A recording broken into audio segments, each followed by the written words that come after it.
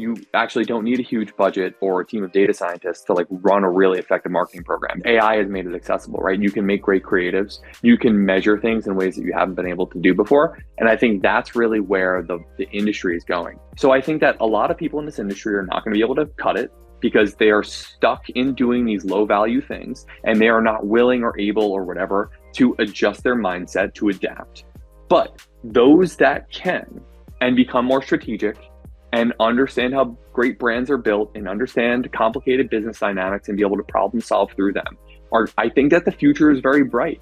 I think that this industry is going to like trim some fat and then reach another golden age. And I'm excited to be a part of it.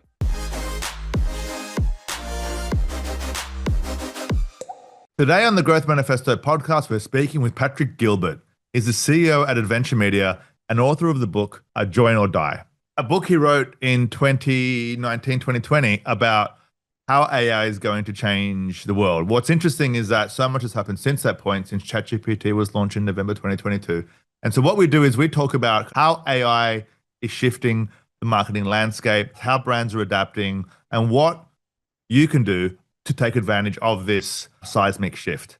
I hope you enjoyed this episode and make sure to subscribe to get the latest episodes as soon as they're released. Now, let's get into it.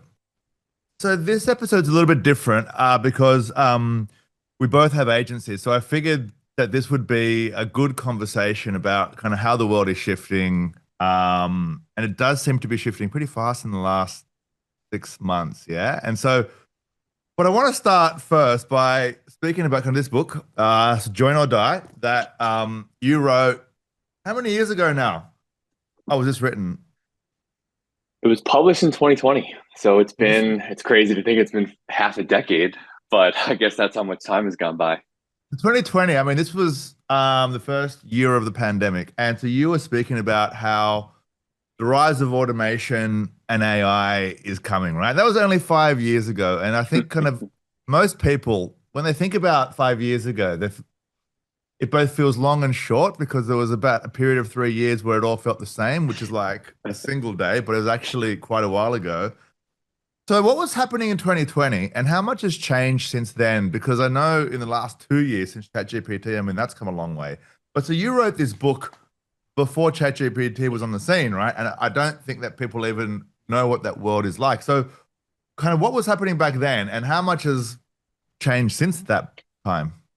Well, so much has changed because to understand that, I mean, the book was 2 or 3 years in the making before it was published. So to really understand the crux of Join or Die is to really understand what was happening in the digital marketing, digital advertising, performance marketing space in, let's call it like 2017 through 2020. And automation around for a long time. And I, we worked in this space, right? It felt like Google was always pushing their automation agenda and the entire industry hated it. And I remember like, when I started doing this, it was like, oh, target CPA is bad. And it's just like, it's Google trying to get more of your money and they're trying to trick you. And it's this whole thing where they're going to run away with spend and whatever it was. And then at some point, I don't know, in 2017, our team started leaning into automated bidding specifically. That was really where like AI really had its first, roots in the Google Ads ecosystem. And we started leaning into it and said, like, maybe there's something to this, right? Like we were kind of learning a little more about it and then quickly understood that like the real reason people are pushing back against this technology and this, these bidding solutions specifically is really out of like fear and insecurity. And it was just like kind of admitting that like everyone, even, this is almost 10 years ago now, like we just felt that automation was going to take our jobs away. And so like the whole narrative was like, you would go to a client, you would say, oh, I tested automated bidding and it doesn't work, right? My manual CPC campaign won every time. And we were so proud to talk about that because it was like job security and the entire industry was predicated on that. And there was a lot of propaganda that we all spread about this. Like I did this as well. I wrote blog posts back in 2016 about how manual bidding is better. And then what I realized is like the reason that test always fails was because no one actually understands target CPA. No one understands target return on ad spend. No one understands how AI is meant to work. So we as an agency really leaned into like understanding the product side of it. And I started writing about it and said like, listen, like this stuff is really working. It's really good. Like automation and AI is great. You should listen to it. But everyone hated it. They hated me. I had clients that literally fired us because they were like, we can't listen to you talk about how great AI is anymore. Um, and so it pissed me off, and I started writing blog content. And the very first blog post, it was published, I think in 2018, titled "Join or Die: It's Time to Embrace Google Automation." And eventually, that had a narrative to it, and people liked it, and I started getting offers to speak at conferences around the world. And then eventually, it turned into a book. It was like kind of a no-brainer at that point. I had so much content and so much to say on the topic that it was absolutely a no-brainer to start writing the book. So I started writing it in 2019, published it in 2020. The pandemic certainly helped be able to finalize the book project. And then it's so funny now because I think some of the earlier chapters in the book are about trying to convince people that AI is a good thing. And I think like if you were to just pick it up off the shelf now and start reading it, it would be really weird because it's like, why is this guy trying to tell me something I already know? Because now the world is like AI is the greatest thing ever. And if you're not embracing it, you're a moron. So it's like this very weird like change that has taken place over only a course of a matter of a couple of years. But like it really is funny. Like people in the industry, like other peers, other agency owners did not like me when I put out this content because they were like, no, like this is going to replace us. So it is really interesting to see how everything changes. Yeah, I think there certainly has been a shift even in ChatGPT consumption, because I remember when it came out in November 2023, I think it was. 22. Was it 22? Yeah. 22? Was that month? That whole period is a Yep. bit hazy, right? From 2020 to Wait, 2023. let me pause. Let me pause Yeah. in time. This Yeah. is a crazy situation, right? So November 2022 was a month after October. Obviously, that's how calendars work. Meta was in the middle of their rebrand. They had just announced on their earnings call a big beat because iOS 14 had completely turned Meta upside down, and their entire ethos at that time on the earnings call, the CFO went up there and said, we're making all these investments into AI and this is the future. And we're going to rebuild our ad platform from scratch. And that was October of 2022. And Wall Street hated that narrative. And their stock price hit a 10-year low. I think it was trading at like $60 or $80 a share. Guess who was right? They were right. The thing is, if that earnings call had taken place a month or two later, after ChatGPT became the coolest thing on the planet, the reception on Wall Street was so different. At that time, when Meta released those earnings, what was it? It was 17% of companies on the S&P 500 were mentioning the word AI in their earnings calls. You fast forward 2 months later, that number went up by 175%. Almost everybody was somehow working AI into their narrative. And it's so interesting to me that no one really saw this coming. And there was a few canaries in the coal mine. This book was one of them. But also Mark Zuckerberg was another, saying like AI is a really big thing. Get into it now, and nobody wanted to listen. And then all of a sudden, ChatGPT became very cool. And I think, as you were alluding to, it took a little while for people to finally realize the practical implications of it. But now this is how many cycles of Moore's Law later? And it's like it's completely transformed every aspect of our lives. And now it's finally cool and it's finally interesting and people are finally leaning into it. So it's on the one hand, it's taken a long time, but it's also been like the craziest 3 years of our lives. Yeah, so November 2022, I remember it was around Christmas time I found it. And I thought it was the coolest thing ever. And I was like, and it was the summer holidays here in Australia. I think it's the winter holidays over there, if there are holidays in winter. I just spent that summer just going, oh my God, this is amazing. It can do everything in like 1 second. And it was at the very start. And so there was the initial hype. And then there was a period where it kind of stayed the same. And then the AI agents started to come into the scene, right? So like it went from ChatGPT just going, oh my God, this is amazing, into this next level of kind of the workflows, automations, and so on that integrate ChatGPT and Claude and Gemini and Perplexity as part of kind of like a workflow. So this thing, it can help to construct content like extremely fast, or it can analyze spreadsheets or some data. And now it's going into this other level, just where it's automating a lot of the mundane work, I think, to start with. But then I think it's coming for the creative work next, right? And so how has marketing shifted like in the last 2 years, and how has it stayed the same, right? Because there's so much change, right? I speak to lots of of company kind of founders and CEOs and so on. And for us in the industry, it feels like, oh my God, like everyone's there. But then when you talk to people outside the industry, they're not there yet. So it's kind of like almost kind of back in 2020 where at least now they know they should be on it, but they're not sure on how to get started and so on. So how much has shifted and how much has stayed the same in marketing?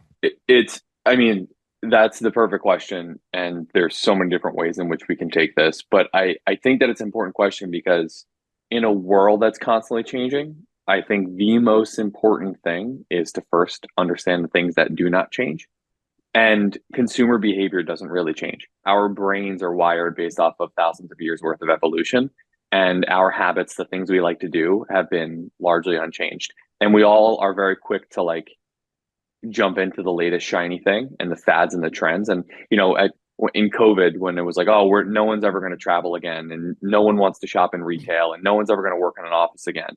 And then you realize like people have certain habits and they like to do them, and this is how we behave. And shopping and making consumer decisions and very much similar. So the psychology of what we do is similar, and strategy is similar. It's just the tactics are evolving over time. It's becoming faster, and the data and the insights are becoming richer.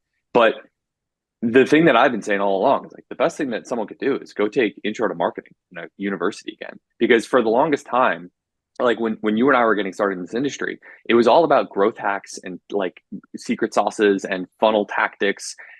That was a short-lived opportunity, right? Like that was the shiny thing of the era because the cost of acquiring traffic on Google was basically pennies. And competition hadn't caught up, and the platforms are not yet that advanced that you could hire an agency like yours or mine, and we could figure out, oh well, actually let's just target this audience or this long tail keyword, and we're going to get it at a fraction of the cost. That was never real marketing, right? So like at a certain point, the jig was up, and that window of opportunity for exploiting arbitrage in the digital ecosystem was closed. So now what it forces us to do is actually become marketers again, which is kind of fun because that's really the reason that I think we got into this industry, not to just like capitalize on cheap clicks. So the fundamentals of marketing, the 4 Ps, like all that stuff really does matter. Like understanding, I mean, you guys in Australia are probably bigger fans of how brands grow and the Byron Sharp types of schools of thought than is at all popular in the US. In the US, we become obsessive over short-term hacks and gurus and all that nonsense. We don't really read academic literature. But in the UK and Australia, other parts of the world, you guys are much more interested in stuff. So like understanding how brands grow, concepts like physical and mental availability, and targeting light buyers, not being overly segmented and personalized in your messaging is actually a really good benefit. And I think we're getting back to that now as a community. And I think that's really exciting because I think that's kind of what drew us to marketing to begin with. Now, what's changing? Well, there's multiple forces that are changing at once. One is understanding the changing dynamic of this industry that is no longer a Wild West. Understanding the changes of like what I described before, like there's no more kind of arbitrage hacks to be had. So shifting to creative matters, messaging matters, like all that stuff. AI isn't really a big part of that. That's just like becoming a more sophisticated marketer to understand what's actually happening in the media landscape. That's kind of problem number one. And we could put like measurement into that and like the whole myth of like how attribution is totally bullshit. Like that can be all in that camp. And then it's everything that has to do with AI and how it's transforming the work that we do. And there's so many different ways in which you could take that. I think the simplest way of describing it is like, look, there are in any job, whether it's marketing or any field that you're in, there's 4 different kinds of work that you do. There's design, there's decision-making, there's problem solving, and then there's building. And just about everything you do can fit into one of those 4 categories, right? And then within each of those categories, there's historically been 3 ways in which you would get the work done. You would either do it yourself, you would delegate it to somebody else or something else, or you would, collaborate, work with somebody else on it, right? And in this new AI world, that 3 methods shifts down to 2, where you really should only be doing something with something else or delegating it entirely. Basically, what I'm saying is like in a world where AI is constantly your assistant, you never have to do something by yourself. And if any of those things that I said before, whether it's making decisions or designing something from scratch or doing creative problem solving or building something, if you're not thinking about which of these things do I do by myself and which of these things can now I automate or delegate or collaborate? That's where AI now amplifies your ability to be more productive and efficient and more insightful. And I think the biggest thing that marketers are probably really should be leaning into more, because we're not all designers, right? We're not all creatives, and we're not all like physically like working inside of like, let's say, a Meta Ads dashboard. The number one thing that I think most marketers can take away from this conversation is think about decisions that you make, which is informed by data and other things, right? And figure out how you can layer AI on top of it to make those decisions more insightful, enrich that data that you get, or easier to get that information so that you can make that decision. I think that's probably the lowest hanging fruit if you're trying to like get a leg up on becoming more AI forward. It's think about all the decisions that you make, whether it's determining budgets, whether it's evaluating different headlines, whether it's whatever it might be, right? Figure out, okay, how can I get this content into a spreadsheet? And then how can I like maybe get access to a script that leverages OpenAI to add context into it, to make a pivot table so that I can understand in a much more simple way how to best allocate my budget across these platforms. And I think that is the sort of thing that everyone can start doing immediately, and it'll change your life once you start to see the results of these things in real time. We're only talking about the basic level right now. This is just kind of having it there as a co-pilot, right? And the co-pilot is like the simplest way to get started with it. And that's just basically there just like kind of almost like as a really, really super smart kind of team of assistants, right? And the thing I always like to say to people is that, and it's not the right way of saying it, but like it's smarter than all of us, right? So if you're not getting the answer from it, then it's probably, it's more likely like on our side than on its side, right? It's just kind of how do you engage with it, right? And I think in the beginning, everyone was like what you were saying with the automated kind of bidding, right? Oh, well, I can just do it kind of better myself. I remember that was the first 6 months of ChatGPT. Oh, look, it's just okay because they were only doing a single prompt kind of a conversation. And of course, like it's not going to be that good if you don't know how to prompt it, right? So I think there's a lot that's happened there. But my big conversation right now internally here at Webprofits is if everybody can make everything now like in an instant, right? Because I can ask it for a Google Ads campaign, all the headlines, all the descriptions, all the RSAs, or I can ask it for a strategy for email and all the flows and all the different things. It does it in a second, right? Now, it's okay sometimes, and most of the time it's just average, but now everybody can make everything in a second. So if everybody can make everything, then where is the value now, right? Because I can instantly I can be a person who's just kind of starting out in marketing. I can find a prompt online. I can put the prompt into ChatGPT. I can put the website in, about us page or whatever, and say, hey, cool, so make me a Google Ads campaign. So if everybody can do that, then where's the value in marketing now? Because it was linked to time. All right, of course, so this thing's going to take us about 16 hours. We have to figure out kind of hourly rates and all those different things because everything, I think that there was an acknowledgement that things take time, right? And there was a value in the more time it takes. Now, the longer something takes, the lower the value it is because of the speed of time, right? And so this is just a conversation. We don't have the answer yet. I think it's something around the value side of things and our kind of ability to hit kind of winners above average of the time, right? But I've just thought I'd just start a conversation with you about just where you think it is, right? Because this is something that we're investigating, right? Or trying to unpack. So I think that idea of like a level playing field is kind of what you're describing.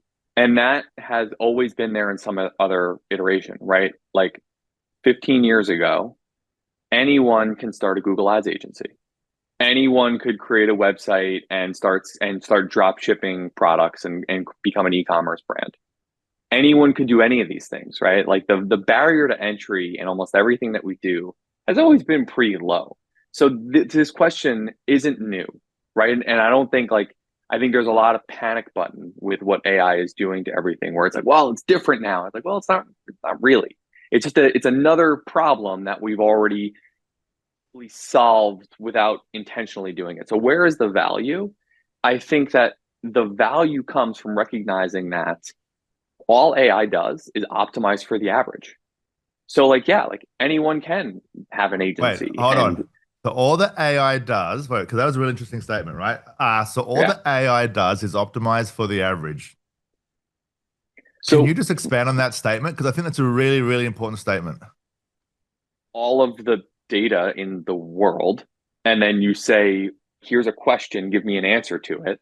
And it's going to pull all that, the data points, all the signals that are relevant to your query. And it's going to give you the average output that's going to satisfy your answer. Also, remember that these programs, their cost is every token. Its number one job is to get you to stop asking questions. So in the same way that humans' brains are wired to be satisficers, like we don't look for the best answer for anything. We look for the good enough answer. You know, what am I going to eat for dinner tonight? Okay, well, whatever is just like the easiest thing for me to do, right? Or what I need a new mattress. Am I really going to spend every waking moment of every hour of my life dedicated to figuring out the right mattress I need to buy? No, I'm going to figure out like a good enough solution and move on with my life. The AI platforms are the same thing. Like any sort of LLM is built to give you a good enough answer so that you stop asking it more questions. And that is exactly why when you ask a more sophisticated prompt, you get a more sophisticated answer. Because if you ask a very generic prompt, if you opened up ChatGPT right now and said, I'm a jewelry brand, can you make me a marketing strategy? It's going to give you the most bland answer of all time because it probably is interpreting. It's not necessarily that it's interpreting you as a moron, but it's like, okay, I don't need to like really dig deep here. I don't have to use a lot of electricity to go and answer this person's question because it's so surface level. But if you simply say, give me a strategy as if you are a executive at Ogilvy, it's now all of a sudden going to give you a little bit more depth. And that is why, like, they optimize for the average. It's going to give you, like, if you say, write me something in a Shakespearean sonnet, it's going to give you the average interpretation of all the sonnets combined that it's been trained on. And so Love a that. bidding algorithm in Google is the exact same thing, right? It's going to be like, and you say, here's my product category, and I want to get a 3 times return on ad spend. It's going to be able to figure that out. Will it be able to scale your budget infinitely and be able to get you more and more customers at a 3 times return on ad spend? No, because without you on top of it being able to train it about how to actually get that next incremental customer, it's going to fail. So the value that you provide as a marketer is being able to understand how to continue to get that competitive advantage, how to continue to differentiate, whether it's managing data, creating unique brand messaging, doing all the other things that I think we've always been supposed to be doing. It's just in a different way. But yeah, there's definitely value. I think there's always going to be value. There's always in a capitalistic society, there's always a room to get a competitive edge, and this is just a new version of that same problem.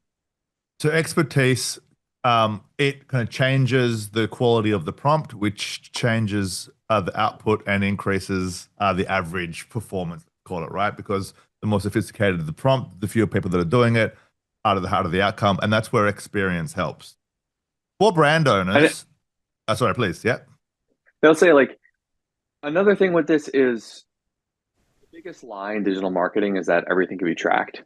And there's just been this like huge lie about like having the perfect attribution model that can solve all of your problems and tell you exactly like what led to your it's always been a lie, right? Like it's never been true, it's never been accurate, it's always been based on proxies. And I think we're now finally getting a little bit more sophisticated as an industry where we're not living and dying by whether it's a platform or a third-party attribution tool or even an MMM tool will tell you.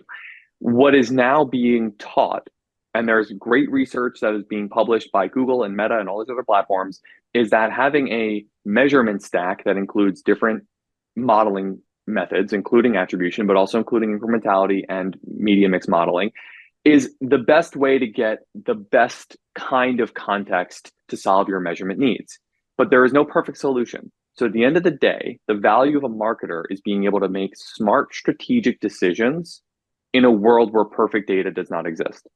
You will never get all the information from your search term data. You will never understand where all of your conversions came from. You will never get true statistical significance out of all of your incrementality tests. And in a world where you just have to accept that to be the reality, there needs to be a smart marketer on the other end of that that still is making decisions with incomplete data sets. That has always been the case, and that will always be the case. I will bet any amount of money that that's not going anywhere. And that's where the humans can still be valuable. So for brand owners who use agencies or who hire marketers, but they run the business, like say for example, it's e-commerce or something like that, right? And so they know enough about the business and they know enough about kind of marketing in general, but they're not sure on the place to start, and they're not sure kind of how to speak about AI kind of with their board. What's the advice that you give them on how to start thinking about where do you start with AI? How do I speak with other stakeholders internally and get them on board? Because I do like, yes, it's come a long way since 2020, since the book which you wrote, but there's still a little bit of hesitation there. What do you say to them? Yeah. I'd encourage everybody. So there's these four methods of work: design, problem solving, decision making, and building. And I think like what gets confusing about AI is that we talk about it as this like abstract thing, and then you immediately get people that are like, oh, well, you just have to use it. And it's like, for what? Like, someone point me in the right direction. And I think like depending on what your role is and what you spend your time doing, are you designing? Are you building? Are you just making decisions? Then think about where you can interject AI. And honestly, by the way, you know what? I should probably figure this out. We have a blog post on this on our website, adventurebbc.com, on what I call the 4x2 model.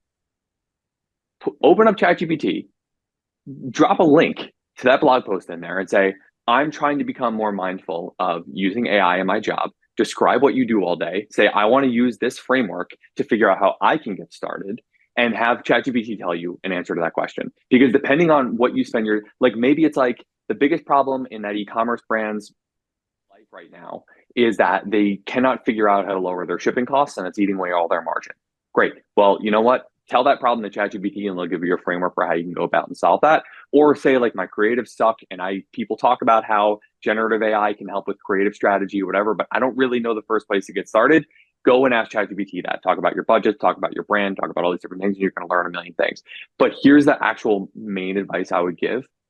You need to experiment with all these tools outside of work, outside of any sort of working dynamic, because that's really where you're going to have the freedom and the flexibility to learn and play around. And that's where all the greatest things happen, right? Like everyone in our company is playing around with or building AI tools in some capacity.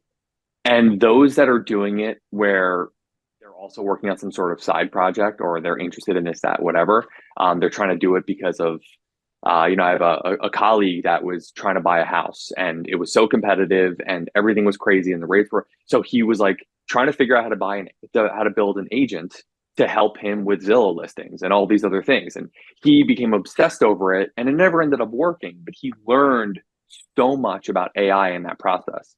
I just built an app that I published a few days ago, that is a scheduling assistant to help my friends figure out a time to meet for our fantasy football draft.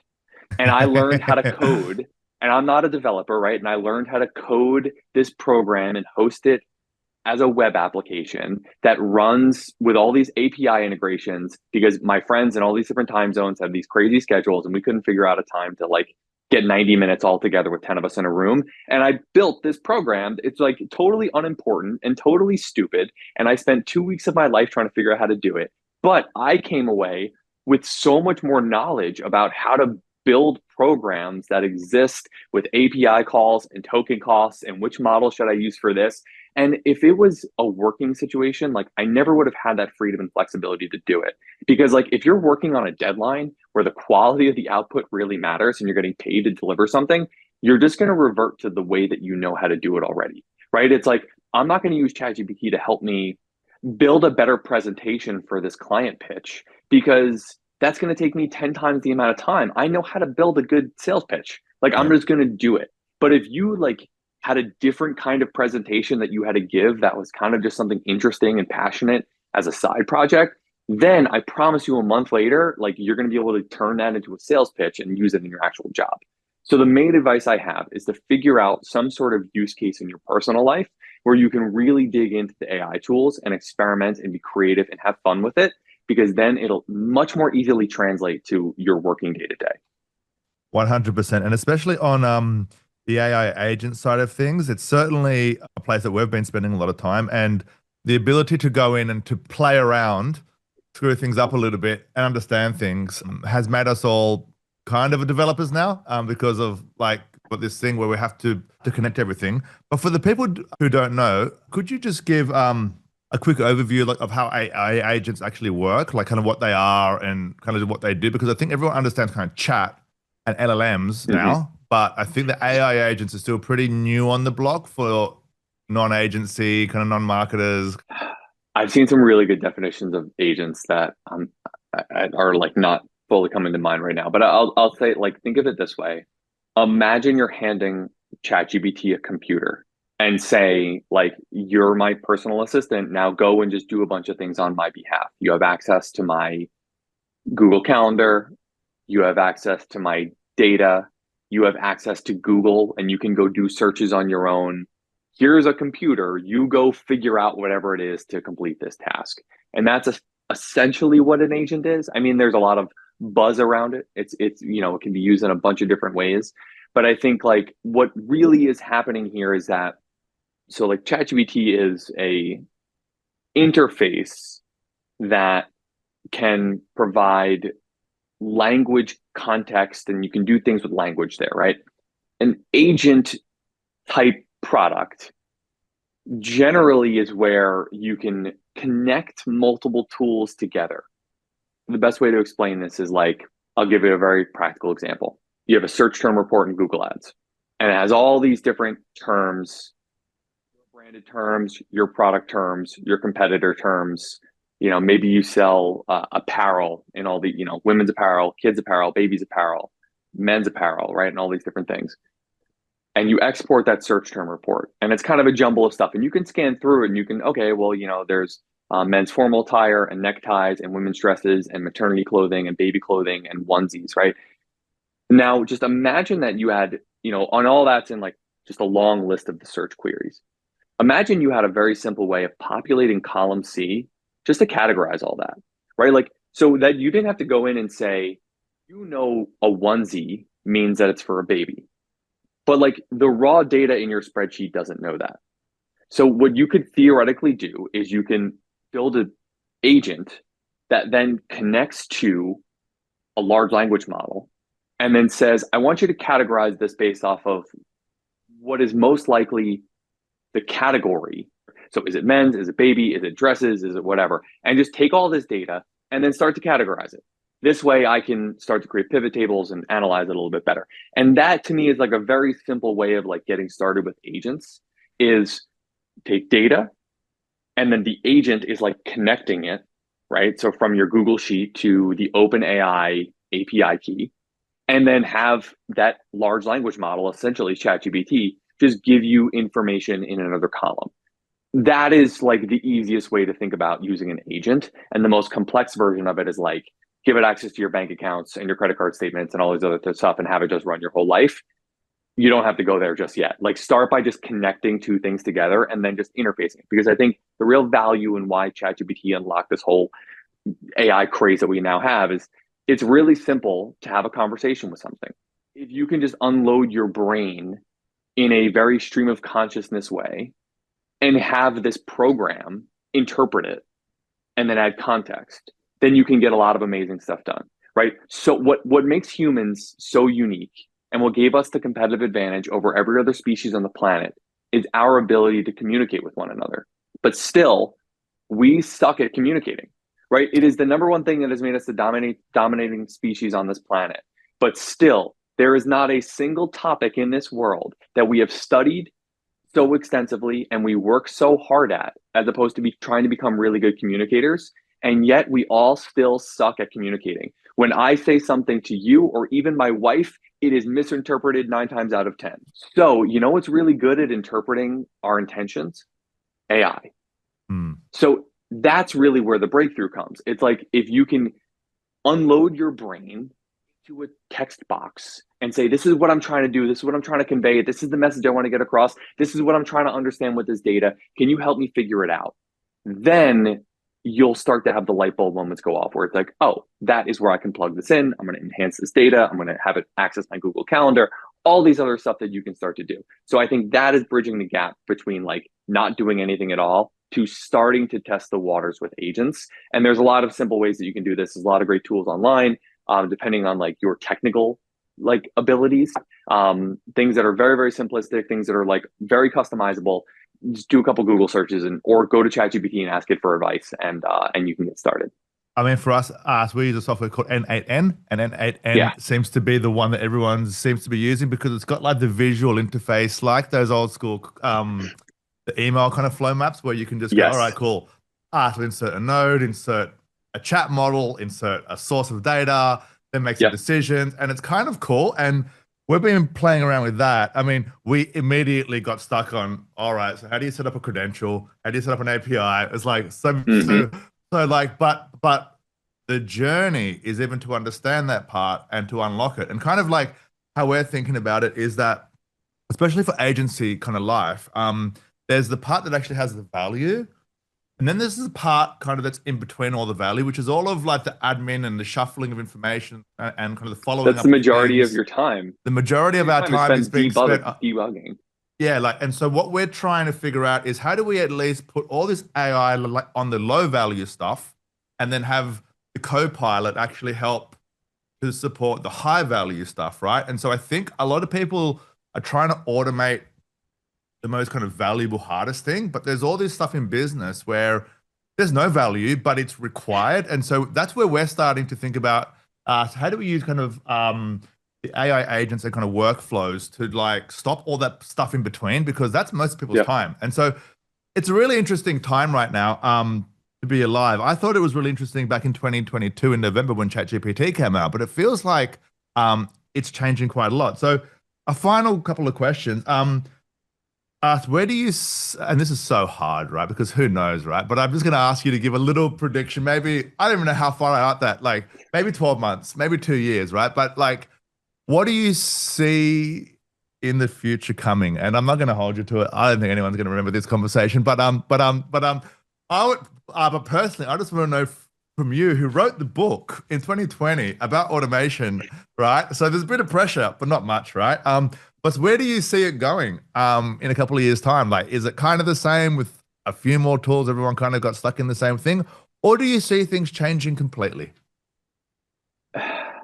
Look, the scary reality is that, like, I'm the most pro AI guy in the world, but I don't know of a single person whose job is in as much jeopardy as mine is from all this stuff. It's disrupting every field, but ours in particular. And the job that we do today won't exist in 2 years, just in the same that the job that we did 2 years ago doesn't exist now. Because just look at any of the ad platforms, look at the changing dynamics, like the stuff that we all spent our time doing, you know, all the whatever it was, doesn't really exist. So you have to continue to reinvent yourself. Where is it going? I will say, I'll plug this. I am working on another book that hopefully be done a little bit later this year, but it is focusing on this specific topic. And I mentioned the need for strategy and the need for smart marketers who understand how to build a business. And I think what AI has allowed us to do, it has democratized the ability for people to do great marketing work. So if you think about it, like when I studied marketing in school and you learn about effective strategies of big and successful brands, there was this like this thing you didn't talk about where it's like, yeah, but like I'm not Coca-Cola, so like that's not relevant to me. Like I don't have their budgets, I don't have the access to their data, I don't have a team of art directors, like I don't have all that stuff, right? So I'm a small business, so I have to find a different way. And that's why like smaller brands have always relied on like direct response marketing and like hacks and arbitrage and all this other stuff that we've been known for. So that window is closed, kind of a separate issue. But now it's like, okay, well, you actually don't need a huge budget or a team of data scientists to like run a really effective marketing program. Because like I said before, like, you know, it doesn't change human psychology and things that get people interested in brands, and like the difference between your system one brain, your system two brain, and when you're going to be receptive to certain messages and how you are much more likely to buy something that's a little more expensive. PLD's principles of influence, all that stuff, right? you can be a small brand with a very, very small budget and you can benefit from those things because AI has made it accessible, right? You can make great creatives. You can measure things in ways that you haven't been able to do before. You can experiment and create new ideas in ways that you haven't been able to do before. And I think that's really where the industry is going. Somebody published a GitHub repository, which are words that I didn't know a few weeks ago. But basically a folder of code, let's just call it that, that shows Walmart's framework for measuring the effectiveness of free shipping promotions. And so you can go to GitHub and you can find this person's profile and you can download it. And it's a mathematical model that they use to test whether or not just if it increases conversion rate, which it obviously does, right? If people have promotions, they're going to convert more. But what is the incrementality on the bottom line profit? And so that is something where it's like, wow, like I'm not Walmart, so that doesn't matter to me. But you can actually take that and you can say, okay, well, if I'm a brand doing $100,000 a month on Shopify, how can I tweak this model to run a similar promotion? Because I also am afraid that I'm giving away all my contribution margin in free shipping. And whenever someone signs up with their email, I'm giving away 10% on that first order. And we quickly realize that all of our margin and ability to actually scale a business is being given away by trying to keep up with all these stupid promotions that we give away. So you, as a small brand, can run this sort of test that up until recently was only really ever like accessible to a brand of Walmart's size and caliber. But like we're running this test. Again, I have a blog post on the site that talks about it and like points. This is how long it's going to take. This is how you set up a test in Shopify.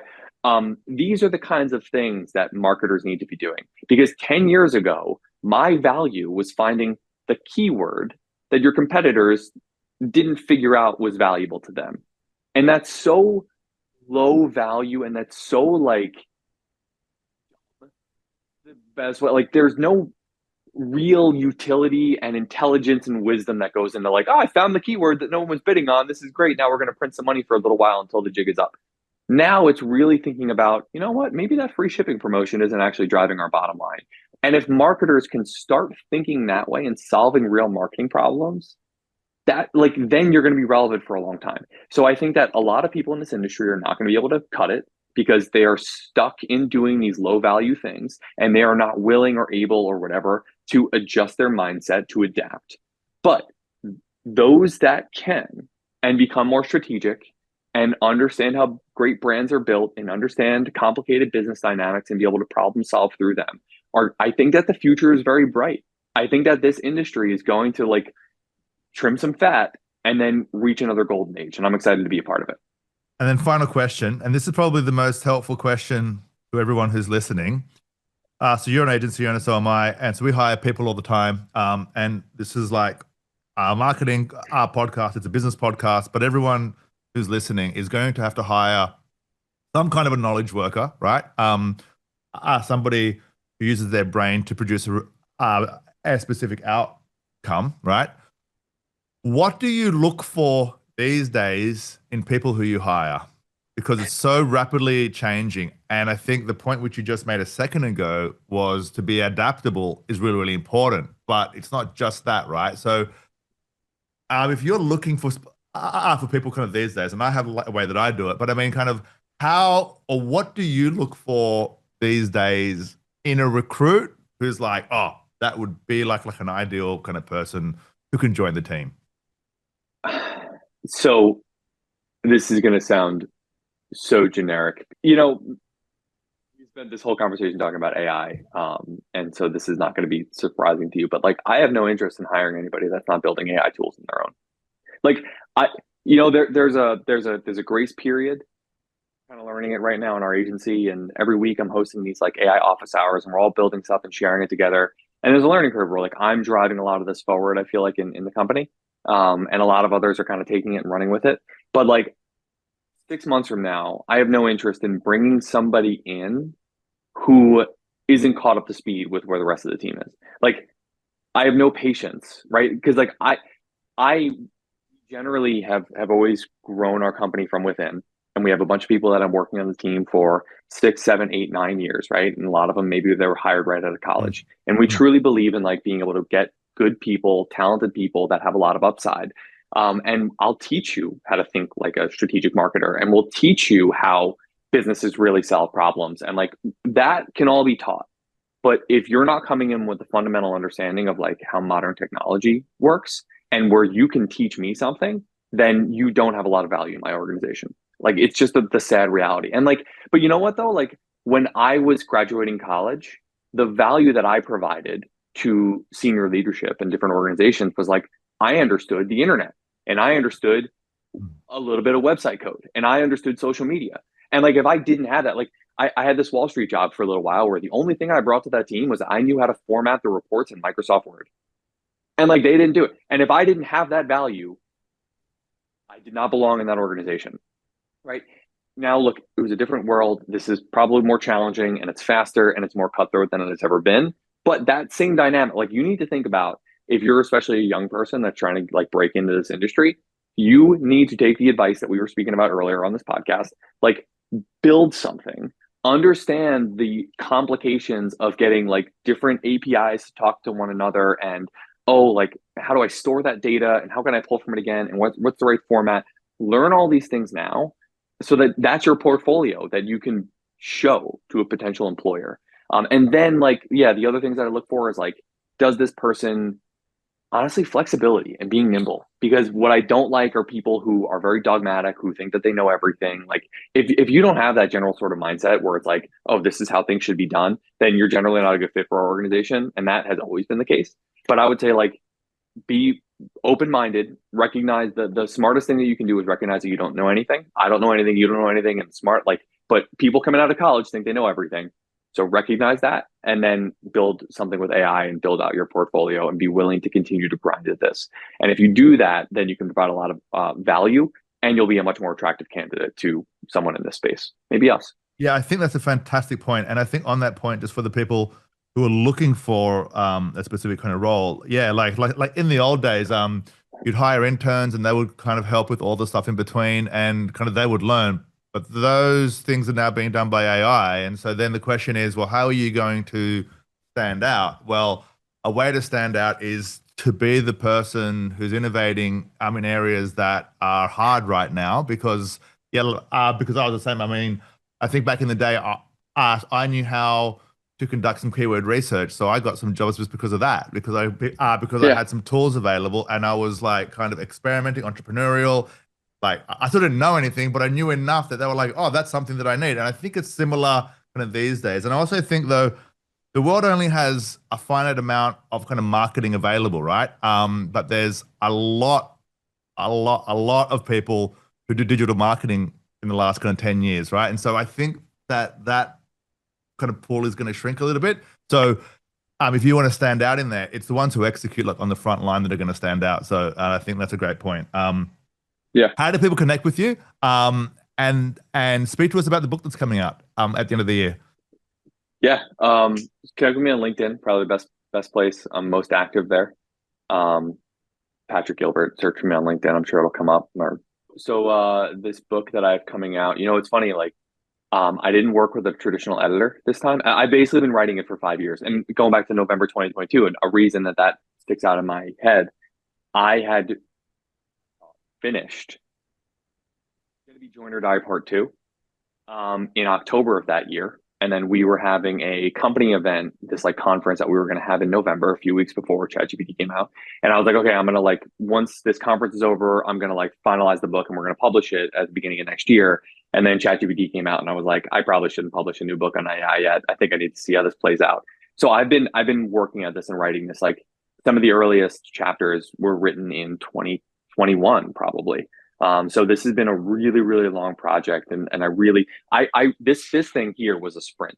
I wrote this in probably a matter of 10 months. A lot of it had already been done already. It's a how-to guide, right? It's like automation's great. AI is great. Here's how to use it. What I'm trying to do now is be much more thoughtful about like, what does all this mean for the future of marketing and the future of like building brands? And so I've done a ton of research. I've rewritten it 15 different times, but I haven't worked with an actual editor. So I'm using ChatGPT as my editor. And it's different because the first book I had a couple of different editors and it was like, okay, like let's schedule a day to work on this. And then, they'll get back to you 4 weeks later. With this now, it's like every time I'm like, I don't really like how this chapter sounds like, and I open up ChatGPT and I'm like, tell me how this sucks. Tell me what I should keep. And bing, bang, boom. And 20 minutes later, I have some edits that I can put in, whatever. So because that's so available to me, it's like pushing the finish line even further because I'm constantly chasing this like perfection. Anyway, enough about that. The book is going to be called Never Always, Never, Never.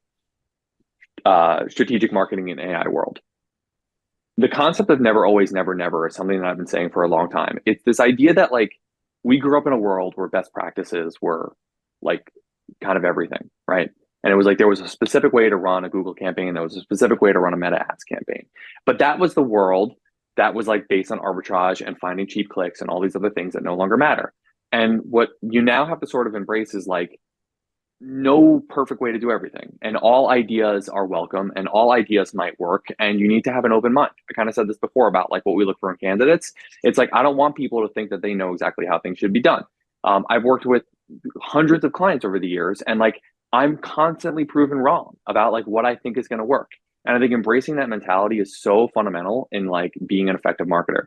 So it talks about AI's role in reshaping the landscape. It talks about how marketing actually works. It talks about how to develop strategy, starting from goal setting to measurement to how to actually execute copy and campaign across a diverse media mix. And then it talks again, the last part of it is about building AI tools and being able to automate all this stuff and doing some of the stuff that we spoke about in this conversation. So I'm trying to be very thoughtful because at one point there was a chapter on like, what is, generative AI going to do to creative? And like, that's not really a relevant chapter anymore. So like, I'm trying to figure out like, what are the themes here that are going to be a little bit more long lasting, and that's making the project a little bit more difficult, but I'm super stoked with how it's going and I'm really proud of it. I think it's really, really important stuff. So keep an eye out for it. I'm really hoping that at least by the end of this year, we'll have an announcement of the publication date. I'll have some cover art coming out within the next month or so, and it's getting there. We're getting there soon, but yeah, never always, never, never. Strategic marketing in an AI world. And I'll link to your Amazon page, and so when it's available, that it's already there, because the podcast is going to be out for many years, so that's going to be accessible. Thank you. So LinkedIn, yeah, and so we'll also just include articles, links in the show notes, just for those for the 2 articles that we spoke about as well, so people can just get access to that. But Patrick, what a time to be alive! Thank you for your time speaking about kind of how we're using AI. And yeah, like I'm excited, and it sounds like you are as well. But thank you so much for coming on the podcast today. It's been a great Thank you. We have our work cut out for us for sure, but it's exciting, and this is a great conversation. I appreciate it, and we'll be in touch. This is we'll reconnect once we fully get replaced. For sure. Thanks for listening to the Growth Manifesto podcast. If you enjoyed the episode, please give us a 5-star rating on iTunes. For more episodes, please visit growthmanifesto.com/podcast. And if you need help driving growth for your company, please get in touch with us at webprofits.io.